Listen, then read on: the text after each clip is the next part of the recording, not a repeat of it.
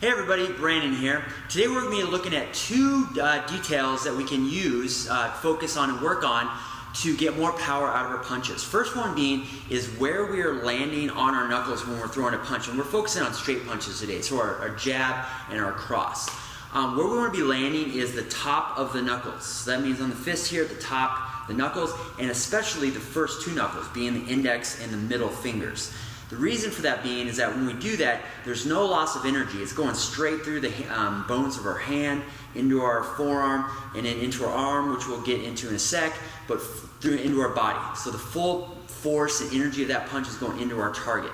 When we land a little bit lower, one, besides damaging our hand, is it transfers a lot of that load, that force we're generating into our knuckles. Because you can see here, it gives, man, you can't see, but it gives down here much more than if you're hitting up here. So very helpful as well to throw punches, not super hard, but enough to where you can tell where they're landing without gloves on. It helps us get a better feel for what we're doing. So just getting a bag and just getting starting light, but just feeling when you're throwing these punches, where are you landing? And again, those first two, the top of those first two knuckles is where you want to be landing. Second thing is going to be getting our arms fully extended on these straight punches.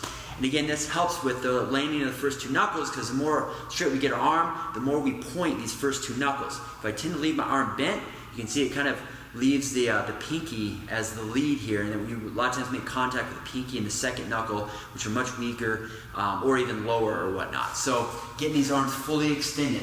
And this is mainly about what I found is getting proper distance. If we're too close to the bag, we can't fully extend our punches, and we're going to leave here landing a punch on the outside of our knuckles where we don't want to be landing with a bent arm. So get back, make sure you're staying balanced here, get back and find that range where I can still make contact but fully extend my punches. So quick example of that here with our gloves on. And again, a lot of times good to start without a glove, get the feel, and then transfer it to throw it a little bit harder with gloves on.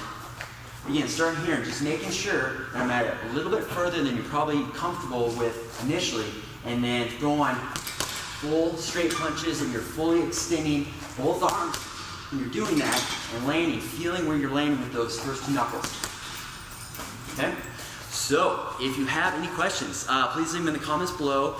If you have any feedback, I'd love to hear it. Again, my name is Brandon with Silverback MMA. Thanks for joining us this week.